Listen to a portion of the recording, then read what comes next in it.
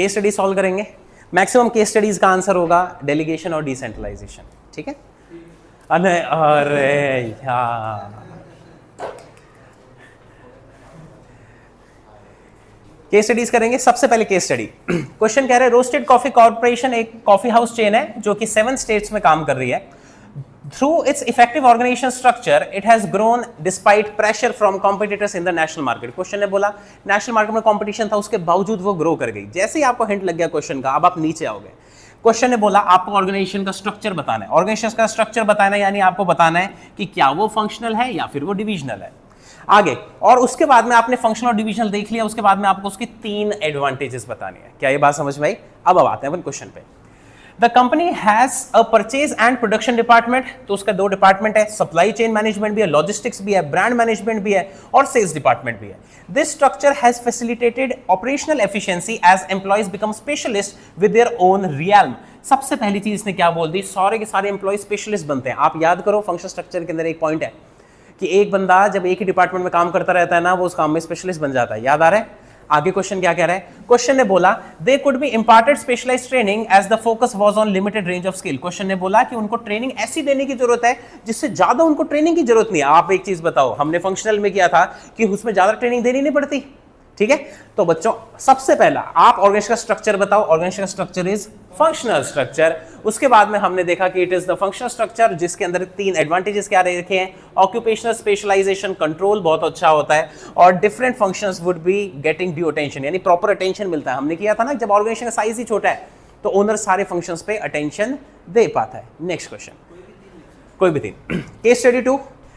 सबसे पहले अपन क्वेश्चन पढ़ते हैं। Identify the concept followed by Kavita Ghai which help her to open new branches. ऐसा कौन सा कंसेप्ट है जिससे इसको न्यू ब्रांचेस खोलने में मदद मिली होगी? अब अपन क्वेश्चन देखते हैं। क्वेश्चन क्या है? कविता घाई was the managing director of restaurant in Lucknow called Healthy Kitchen. The restaurant was doing well and the volume of work started increasing slowly and steadily. Kavita Ghai was not able to manage all the work on her own. With the increasing magnitude of work, made it impractical for her to handle all by herself. Question ने बोला उसके ऊपर काम का burden इतना था कि वो सारा कुछ काम हैंडल नहीं कर पाई। यहीं पे क्लियर हो जाना चाहिए पहली बात तो। डेलीगेशन है, समझ में आ रहा है? आगे फिर भी पढ़ लेते हैं भाई। आगे क्वेश्चन ने बोला moreover, her objective is to open more branches of restaurant in different places. She appointed Nikhil Gupta as general manager of Healthy Kitchen, Lucknow, and gave him right to command his subordinate and to take action within the scope of his position. उसको बोला गया हमने एक बंदा रख लिया और उस बंदे का हमने स्कोप डिफाइन कर दिया कि तेरे को इतने से एरिया के अंदर ही काम करना है।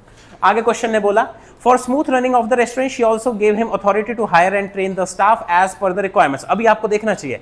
आप मेरे को एक चीज बताओ, आपने जब डेलीगेशन कर लिया चूज, डेलीगेशन के अंदर आपको पता है रिस्पॉन्सिबिलिटी, अथॉरिटी और अकाउंटेबिलिटी देनी पड़ती है। क्या यहाँ पे अथॉरिटी भी ट्रांसफर हो रही है? अथॉरिटी भी ट्रांसफर हो रही है। आगे क्वेश्चन बोल रहा है Kavita Ghai was satisfied with the work of Nikhil Gupta and was able to open her branches of restaurant in Agra and Kanpur. आपको बताने कि कौन सा कंसेप्ट इसने फॉलो किया? इसने डेलीगेशन ऑफ अथॉरिटी फॉलो किया। सर इस क्वेश्चन के अंदर कोई कंफ्यूजन था क्या? कंफ्यूजन था। कंफ्यूजन पता है कहां से शुरू किया इसने? यहां से लेकर यहां तक कंफ्यूजन ही कंफ्यूजन था। बच्चे को लगता है एक से ज्यादा ब्रांचेस खुल रही हैं तो इसके अंदर डिसेंट्रलाइजेशन हुआ होगा। आप करेक्ट सोच रहे हो, डिसेंट्रलाइजेशन की वजह से ज्यादा ब्रांचेस खुलती हैं। पर आप मेरे को एक चीज बताओ, क्या कंप्लीटली फोकस इस पे किया ना इसने कि उससे काम हैंडल नहीं हो रहा था? समझ में आई बात? बच्चों जिस टाइम काम हैंडल ना हो वो डेलीगेशन ही होगा। आगे क्वेश्चन ने बोला आपको explain briefly the 2 points of importance of the concept identified in the above. Question ने बोला आप कोई भी 2 इंपॉर्टेंस बता दो, ठीक है। इसके अंदर पता है केस स्टडी में थोड़ा सा ट्रिकी क्या करता है, कई बार क्या करेगा, identify 2 importance discussed in the case above. तो यानी आपको बच्चों इसको पढ़ना है और इसके अंदर से इंपॉर्टेंस छांट के बतानी पड़ेगी। अब की बार उसने ऐसा नहीं पूछा। तो अगर अपन इसका आंसर देखें तो इंपॉर्टेंस क्या हो सकती है डेलीगेशन की? इफेक्टिव मैनेजमेंट, एम्प्लॉय का डेवलपमेंट होता है, मोटिवेशन मिलता है और फैसिलिटेशन ऑफ ऑर्गेनाइजेशन ग्रोथ। कोई भी लिख के आ जाओ तो, ठीक है। अगला क्वेश्चन करेंगे। अगले क्वेश्चन को पहले पढ़ लेते हैं। From the above information identify organization का स्ट्रक्चर। कौन सा ऑर्गेनाइजेशन का स्ट्रक्चर? आप फटाफट से बता दो। क्वेश्चन पढ़ के मन ही मन आंसर रखना, जब मैं पूछूं तब बता देना। स्ट्रक्चर तो 2 ही है, बताओ। हाँ जी,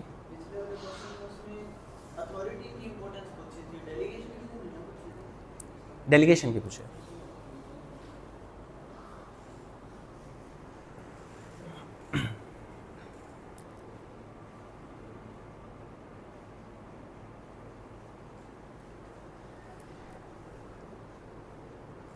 सौरभ का हो चुका है, मयंक का भी हो चुका है, चिराग का भी हो चुका है। ऐसे नहीं बोलते मैं।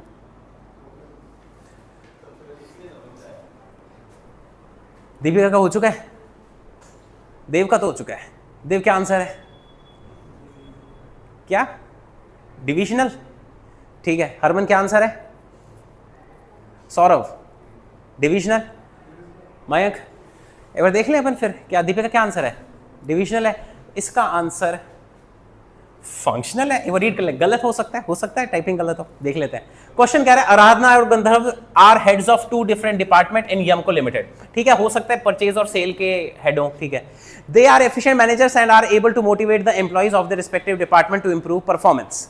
अच्छा, इतनी लाइन से मेरे को बताओ, यहां से लेके यहां तक मेरा केस स्टडी का क्वेश्चन ये है, आप ये बताओ टॉप लेवल पे होंगे, मिडिल पे या लोअर पे? टॉप पे होंगे। डिविजनल हेड मिडिल पे होते हैं, जो अपने एम्प्लॉइज को ट्रेन करते हैं। भूल गया सब कुछ, तो ये कौन से हेड होंगे? मिडिल लेवल को मैनेजर्स होंगे। आगे क्वेश्चन ने बोला however their drive to excel in their own sphere of activity instead of giving emphasis on the objective of enterprise. यानी इस तरीके से काम करें कि पूरी एंटरप्राइज के बारे में नहीं सोच रहे, सिर्फ अपने डिपार्टमेंट के बारे में सोच रहे हैं। आप मेरे को एक चीज बताओ, यहाँ पे सीईओ बैठा है, सीईओ ने अलग अलग डिपार्टमेंट बना दिए, परचेज का, सेल्स का और एचआर का। क्वेश्चन ने ये बोला कि ये जो मैनेजर है ये सिर्फ इस पे फोकस कर रहा है। आप मेरे को बताओ ना, आप डिविजनल कैसे लिख दिया आपने? फंक्शन पे फोकस कर रहा है ना वो। अभी तक सही कर रहा हूं मैं। आगे क्वेश्चन ने बोला on the objective of the enterprise and they hindered the interaction between department of Aradhana and Gandharva of then there are inter department conflict. यानी ये डिपार्टमेंट इसके साथ कंफ्लिक्ट कर रहा है। सीधी सी बात है, फंक्शनल ही है, कोई डाउट तो नहीं है। डाउट कहां पे? आप डिविजनल क्यों लिखा आपने? क्यों किया देव डिविजनल? मन से कर दिया, दो ही थे तो एक तुक्का मार दिया। सौरभ क्यों किया डिविजनल? बड़ी लग रही थी तो मन से बड़े। क्या तेरे को ये समझ में आया? फंक्शनल डिपार्टमेंट के अंदर अगर आपके लड़ाइयां चल रही हैं तो कौन सा फंक्शनल होगा? क्वेश्चन ने आगे क्या बोला, उसको एनी 3 एडवांटेज बता दो। कोई भी एनी 3 एडवांटेज, जैसे स्पेशलाइजेशन होता है, एफिशिएंसी बढ़ जाती है और कॉस्ट कम होती है। फंक्शनल स्ट्रक्चर की एडवांटेज थी। नेक्स्ट क्वेश्चन के अंदर क्या पूछ रहा है, आप कंसेप्ट बताओ जो सा तरुण ने फॉलो किया अपनी कंपनी के गोल के लिए, और उसके बाद में इसी कंसेप्ट के इंपॉर्टेंस बतानी है। ठीक है, इसको रीड करते हैं। क्वेश्चन बोल रहा है verso Cars opened their new car showroom in Kanivad. They appointed Tarun as general manager for managing their operations. He was responsible for meeting sales target, keeping a check on inventory, building customer relation और compliance भी थी इसके पास. However, high volume of work made it impractical for him to handle all by himself. Answer क्या है? Delegation answer है। फिर भी पढ़ लेते हैं। To meet the company's goals and to ensure all work is accomplished ही कंप्लीटेड। निखिल सेल्स मैनेजर किया, निखिल को अथॉरिटी भी दी गई। क्या डेलीगेशन के अंदर अथॉरिटी दी जाती है? हाँ जी सर, आपने बताया था रिस्पॉन्सिबिलिटी, अथॉरिटी और अकाउंटेबिलिटी। अथॉरिटी तो दी जाएगी। आगे he not only had to ensure the sales target वगैरह काम करता था। आपको क्या बताना है कि कौन सा कंसेप्ट है? The concept is delegation. और इंपॉर्टेंस क्या है? इफेक्टिव मैनेजमेंट हो जाता है और एम्प्लॉय को डेवलपमेंट हो जाता है। समझ में आ रहा है? हम केस स्टडी नंबर 5 करेंगे। केस स्टडी नंबर 5 में कह रहा है identify and state 3 the type of organization. आपको ऑर्गेनाइजेशन का टाइप बताना है। देखो चलो ठीक है, this identify the type of organization mention in the para above, state one of the feature of the concept. यानी आपको ऑर्गेनाइजेशन का फीचर भी बताना है। What was the purpose behind formulation of rules for the employees that restricted their personal compliance. ये question मैं करा दूंगा। आपने बताना है टाइप ऑफ ऑर्गेनाइजेशन कौन सी है। मेरे को एक चीज ये बताओ, क्या इसने ऑर्गेनाइजेशन का स्ट्रक्चर पूछा? क्या ऑर्गेनाइजेशन स्ट्रक्चर तो है फंक्शनल और डिविजनल। इसने बोला ऑर्गेनाइजेशन का कौन सा टाइप है, या कौन से थे? फॉर्मल और इनफॉर्मल। तो यानी याद रखना, स्ट्रक्चर नहीं पूछ रहा, ये पूछ रहा है फॉर्मल है या इनफॉर्मल है। क्वेश्चन रीड करके बताओ, फिर मैं रीड करता हूं। क्वेश्चन बोल रहा है Shan Spices are the manufacturer of different food product spices like rajma, chole and aloo parantha. Mr. Raghav, the owner of company, has created different departments for purchase, production, marketing, finance. There are 30 employees working in the organization. Planning is of the paramount importance to the company. Mr. Raghav believes that effective planning leads to achievement of organization objectives. So in order to make employees focus on objectives, he issued instructions that during working hours only official matters will be discussed. आगे he made certain rules. सीधी बात बताओ मेरे को, क्या यही सारे में involve होता जा रहा है? ओनर अगर हर चीज पे इन्वॉल्व है तो कौन सा स्ट्रक्चर है? फॉर्मल ऑर्गेनाइजेशन है। तो इसका मतलब सबसे पहली बात फॉर्मल ऑर्गेनाइजेशन है। उसके बाद में आपको कोई सा भी एक फीचर बता देना है, जैसे कि ये काम पे फोकस करता है, जॉब ओरिएंटेड रहता है। अब तीसरा क्वेश्चन देखते हैं क्या है।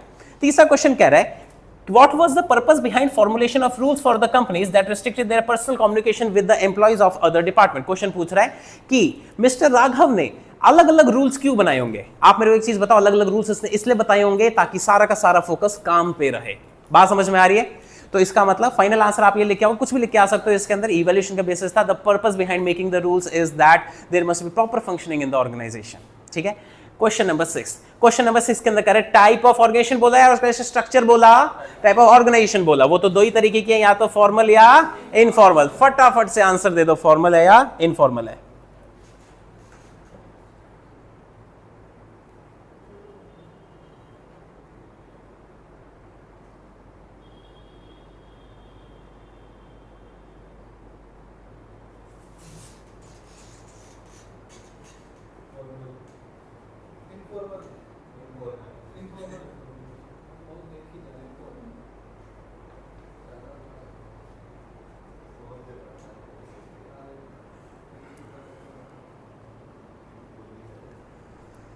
फॉर्मल कैसे लगा चिराग? प्रॉपर कोऑर्डिनेशन हो रहा है। क्वेश्चन ने क्या बोला, ढंग से पढ़। क्वेश्चन ने यहां तक तो बोला इसने असलम को अपॉइंट किया। मैं रिपीट कर देता हूं, स्टीलो लिमिटेड डिसाइड किया कि एक स्टील मैन्युफैक्चरिंग यूनिट खोलेगा बैकवर्ड एरियाज के अंदर। People of the area welcome their effort to attract people to work in the factory. They decided to provide many facility, काफी फैसिलिटीज दे रहे थे, जैसे स्कूल, हॉस्पिटल की। Steelo limited started earning huge profit, profit अच्छा हो रहा था। Another competing company asked its production manager Aslam to investigate the reason for earning huge profit, यानी पता लगाना चाह रहे थे कि इतना प्रॉफिट कैसे हो रहा है। इतना प्रॉफिट के अंदर आगे बोला every employee knew who was responsible, who was accountable to him.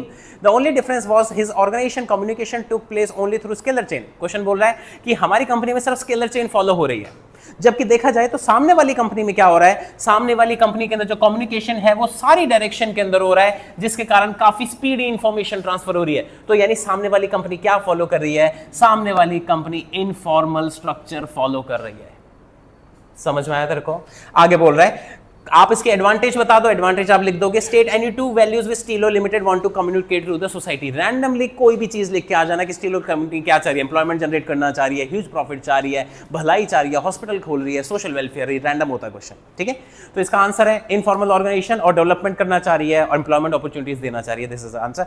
आखिरी क्वेश्चन एक और करते हैं, इस क्वेश्चन का आंसर बता दो। सबसे पहले नीचे देखो, आइडेंटिफाई द ऑर्गेनाइजेशन स्ट्रक्चर। ये तो दो ही है बच्चों, फंक्शनल और डिविजनल। फटाफट से बता दो फंक्शनल है डिविजनल है।